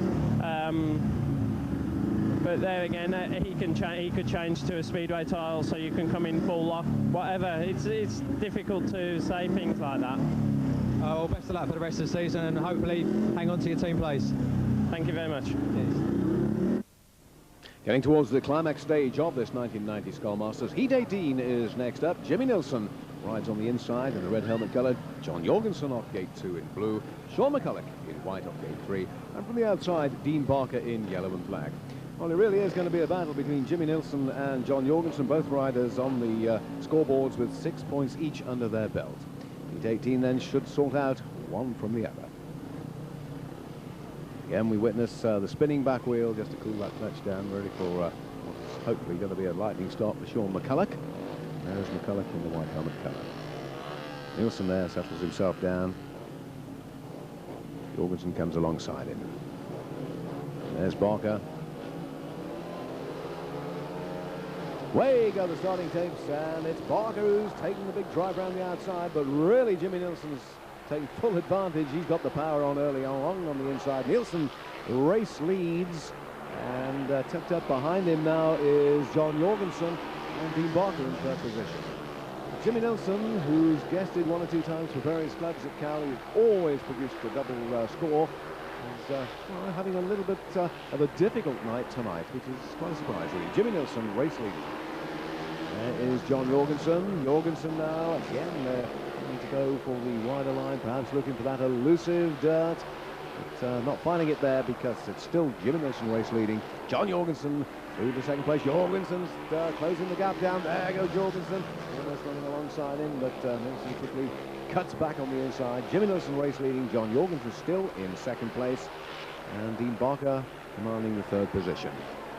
So let's watch them as they turn around. Nilsen cuts back. There he goes. Jimmy Nilsen for a race win. John Jorgensen second, and that's salted him out somewhat.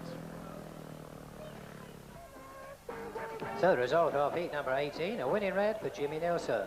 His winning time is 61.2 seconds. Second in blue is John Jorgensen, and third in yellow-black, Dean Barker. All right, well done, Jimmy. Looking good again there. Oh, I had a bit of a bad night tonight. I blew one of my best engines, and I used my spare one, and it didn't go very good tonight. Wasn't very, well, I don't know, you certainly fired around in that one. I was only one, though. It was another 4 I missed. Well, who's counting? All right, well done, Jimmy. You finally got there. Jimmy Nilsen, give him a round of applause. Deserves it. We'll get those back to the pits for you. Well done, Jimmy.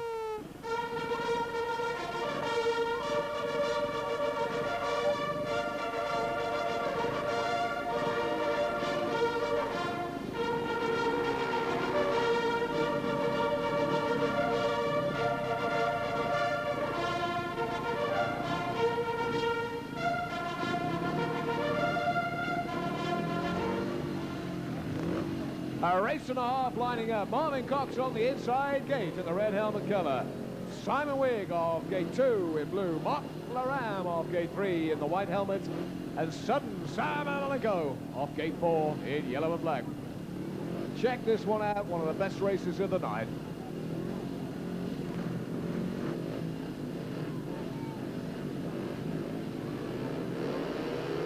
There's the green light, and away go the starting tapes. What a good race this is going to build up to be. There, Marvyn Cox takes the advantage and sees the gap and goes for it. Look at this, 3 in a line there. Round the outside goes Sam Ermolenko in the yellow and black helmet colour. So it's Ermolenko now race leading over Cox. And look at this, through on the inside comes Mark Loram. Oh, Sam Ermolenko, Mark Loram, and now Simon Wigg comes back round the outside. So it's Ermolenko, and it's Loram, and it's Wigg. Wigg in third position. There he's coming, he drifts wide, looking for that extra power, but it's still Ermolenko's race. He's sewing this one up, and he must be sure of a place in the big runoff final. Look at this battle for second place.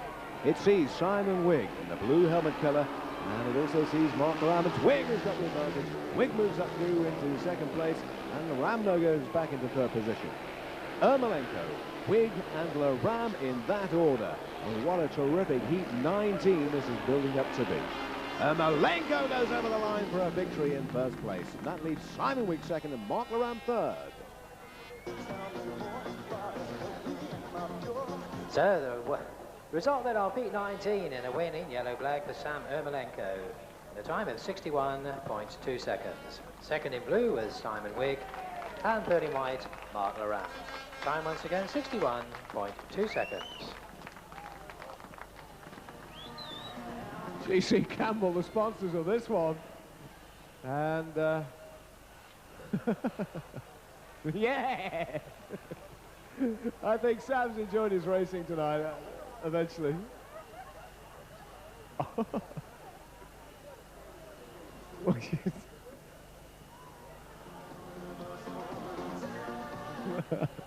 So a couple of tires then, courtesy of GC Campbell, sponsors of this race, which won't go amiss. There you go, Sam.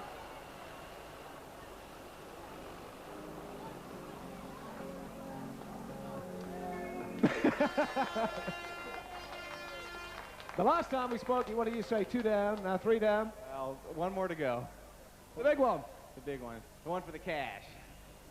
Yeah. All right. Sutton Sam Ermolenko. What a great guy.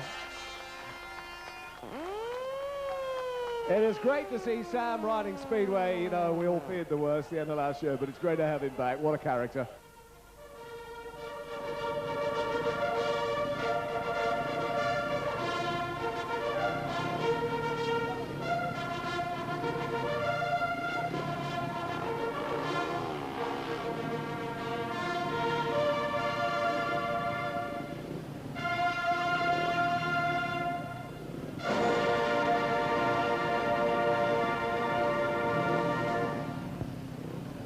So heat number 20 then, Marvyn Dugard on the inside. He's got 7 points up to the moment. Leigh Adams in blue off gate 2 with 8 points. Kelly Moran off gate 3 in white. He's leading at the moment with 10 points, certainly in this race. And on the outside in yellow and black, Andrew Silver, who's got a tally of 8 points. Anybody's guess who's going to win this one. A very well-matched race indeed. Heat number 20.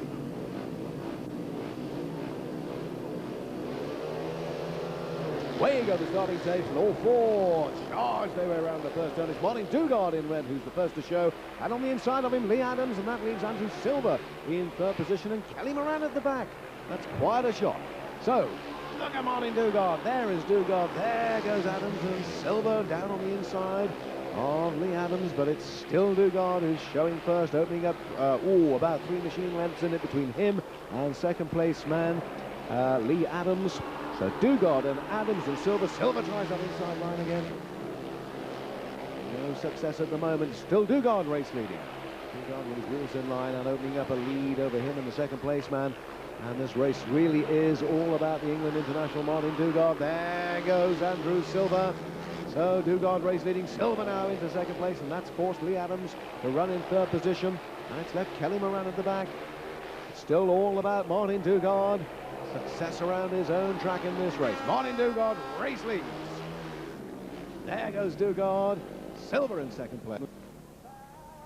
So the result of heat number 20 then, a win in red for Marvyn Dugard. The time of 61.4 seconds. Second in yellow-black was Andrew Silver, and third in white, Kelly Moran. The time once again, 61.4 seconds.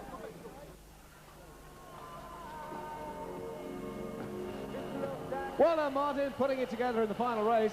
Yeah, it's taken all night to get going again, so I don't know. You're going to be working on those bikes ready for the Intercontinental final? Yeah, that's right. I think everybody now, they've gone from the Barham tyre to the Dunlop, and it's taken me sort of the last 3 meetings to get used to it, so hopefully everything will turn out all right. Let's hope so. Marvyn Dugard, the race winner. Well done, Martin. So while we're just waiting, let's just have a final run down the individual score chart with you and see if we all match up. Alastair Stevens on 5, John Jorgensen on 8, Marvyn Cox 5, Andrew Silver 11, Marvyn Dugard 10, Sam Ermolenko 13, Stephen Davies 4, Jimmy Nilsen 8, John Bostin 1, Kelly Moran 11, Simon Wigg 13, Mark Loram 9, Leigh Adams 8, Troy Butler, 7, Dean Barker, 5, and Shawn Mcculloch, 2 points.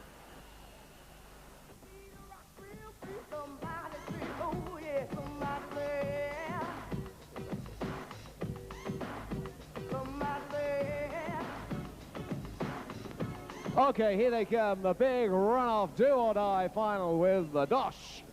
The 4 riders then already waiting at the line. Andrew Silver on the outside gates. Off gate number 3 is Sam Ermolenko. Simon Wigg there in the blue helmet colour.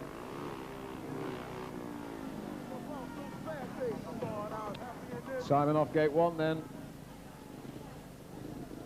And we await then for Kelly Moran in white. 6 laps to take the Dosh. Don't get wandering too far away because we've got the big presentation of trophies from the top table, and most important thing, the paychecks as well.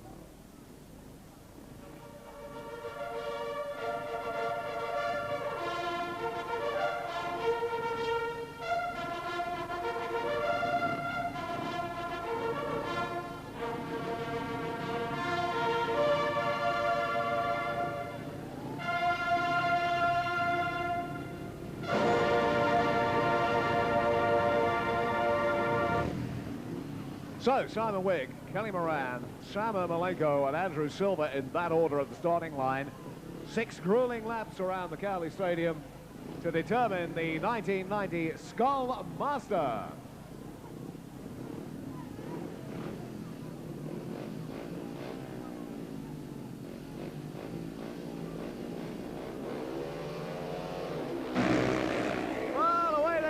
Simon Wigg has broken first, so Wigg ahead of Moran and Ermolenko in 3rd place, and the hard-driving Andrew Silver up round the pits turn.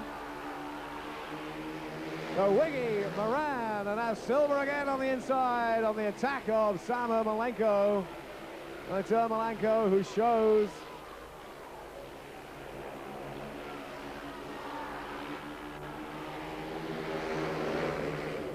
so still, Simon Wigg looks clear. He must have heard this Dosh on the final.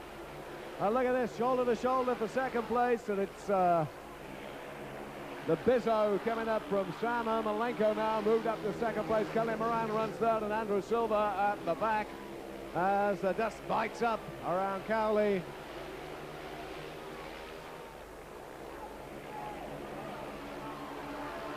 Here comes Simon Wigg. And this is where the grueling test begins to tell its tale. Simon Wigg clear from Sam Ermolenko, Kelly Moran. So 1 lap to go. Wiggy looks round. Simon Wigg into the final lap. Sam Ermolenko runs the 2nd. Kelly Moran tucked up into 3rd place. And Andrew Silver at the back in 4th position. And it looks like the SKOL Master for 1990 is going to be, yes it is, Simon Wigg, producing the business. Well done, Wiggy.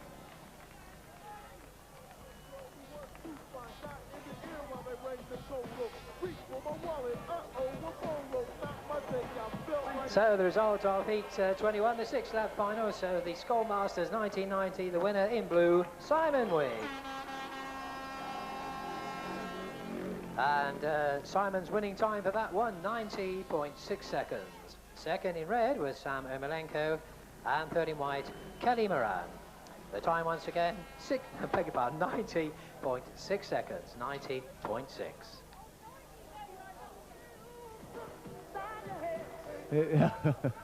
One happy rider there. We'll bring the boys out in a moment or two because we got the official presentations.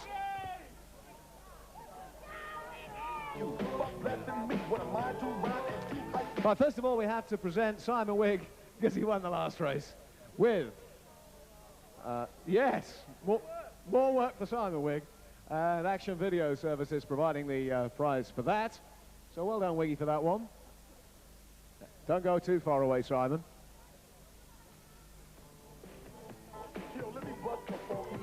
Mr. J. Cowley has announced that the most exciting rider of the night is also Simon Wigg. So here comes Mr. Cowley then. Well done, Wiggy.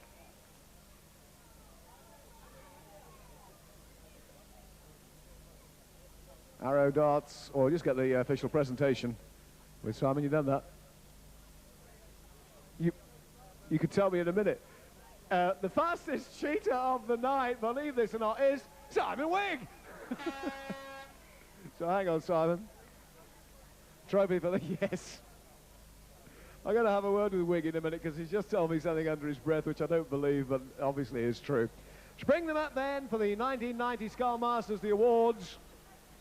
In fourth position, we salute Andrew Silver. Come on, Andrew. And we'll ask Mr. Steve Hudspeth, the sales manager of Ein Coop, to present to Andrew.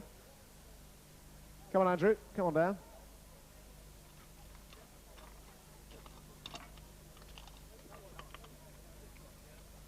That goes to Andrew Silver then, and the supporters club have a cheque.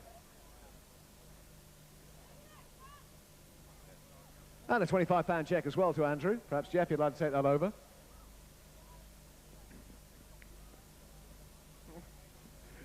Well done, Andrew. In third position, from the United States of America, Kelly Moran. Well done, Kelly. Trophy for Kelly and a cheque for £50. Thank you, John.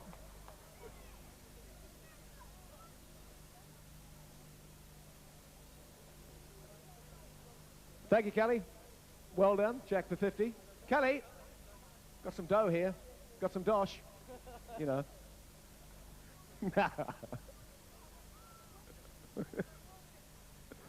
Well done, Kelly.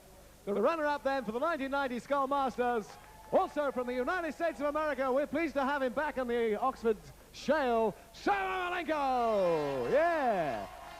Well done, Sammy. The Emperor Ermolenko rules again.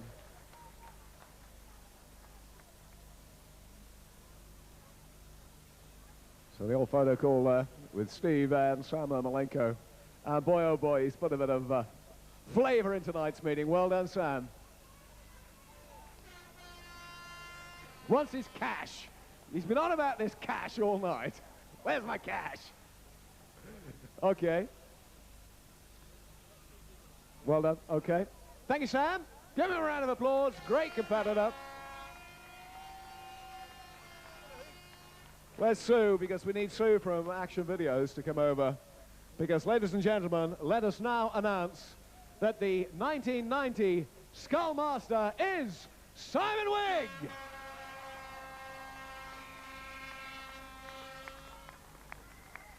He's back.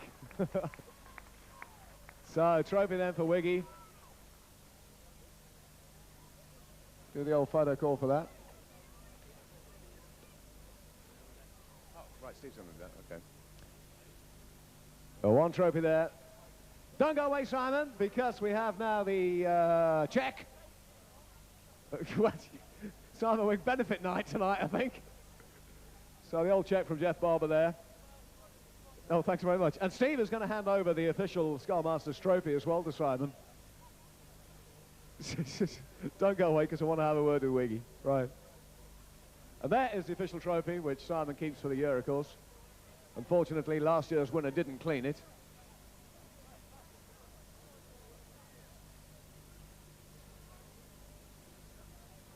So saluting, ladies and gentlemen, the 1990 SKOL Master, Simon Wigg. Well done, Wiggy. Come on, John. John Gatesford's nicked our way with Simon's cheque. How's he going to balance those? Nice pair of family favourites. All right, John. How can he, what do you think he is, a juggler? Let's help you down with a bit of this hardware. Yeah, he wants that. That's quite important. Simon Wigg, now you muttered to me under your breath that you had problems with your machine. What happened? In the last race, the frame snapped in half on the second lap, and obviously I was very worried then going into the final on a bike I haven't ridden before, so you know, it was a bit nerve-wracking, but it seemed better than the one I've been riding all night. So there we go. Well, sensational stuff. Of course, your thoughts have got to be set on retaining the World Long Track. Yeah, I mean, it's a really exciting time of the year for all us riders. You know, the World Championships are looming around the corner. We all start to sort of step up the gear and work hard on the bikes and on ourselves. And it's just a big shame for me that I won't be at Bradford, because although, you know, my league form hasn't probably been as good as I would have liked it to have been, I'd like to think I had a good chance at Bradford. So that's disappointing for me. But we've got the long track final in 4 weeks' time, and you know, I'm training every day now and trying to make sure that I'm at my best for that, and see if I can bring that back to England again. Really make me feel good if I could do that again. Make us feel good as well. It wasn't for the want of trying in your individual Speedway Championships, Simon. I mean, you've been hindered with that collarbone. Yeah, that's right. I mean, that was a real nuisance, you know, but on the day I was never going to win the overseas final, that's for sure, but I always felt I scraped through, and you know, in the end I was sort of beaten by the bites instead of, you know, rather than my shoulder, so very disappointing, but I'll be back, and as always next year's life in the old dog, yeah, I can tell you that. I know that. Simon Wigg, the 1990 SKOL Master. Well done, Simon. Simon, grab a few words. Yeah, sure. Congratulations. You have to do it like in the films. You have to get the label round the right way. All right. Yeah, that's a good idea. We'll do that. We'll go around there. This is live television now. Well, you see, Simon's cutting down. He's only got 50 sponsors this year. You made some terrific gates tonight, and especially in the final. Couldn't have been better for you, really. That's right. Yeah, very happy with things all evening. A bit unfortunate in the last race. I broke a frame, actually, and had to jump on my spare bike for the final. But I was pretty nervous about it. I'd had some trouble with it in the last meeting, and but it seemed better than the bike I've been riding all night. So, yeah, it was good. Obviously, really happy about it tonight. It's been great. Oh, it's a happy moment for you, and I don't want to sort of spoil it by going on about, you know, the lots of controversial issues in Speedway, which are all good talking points in their way, but the track here, everyone's been talking about it. Is it just Oxford, or is it tracks nationwide, you know, and perhaps because of our dry weather and so on and so forth? Because tonight, some good comments. Yeah, the boys here are working very hard on it, trying to get it right again, and you know, we've got sort of new track guys here, and it's a learning time for them. It's pretty difficult, actually, because it is in the middle of the season, but they're trying all the time, and you know, I'm sure they're going to get it right. It's much better tonight than it has been lately, and you know, I think in the weeks to come it'll improve a lot, and everybody seemed quite happy with it tonight. A little bit dusty, but not too bad, you know.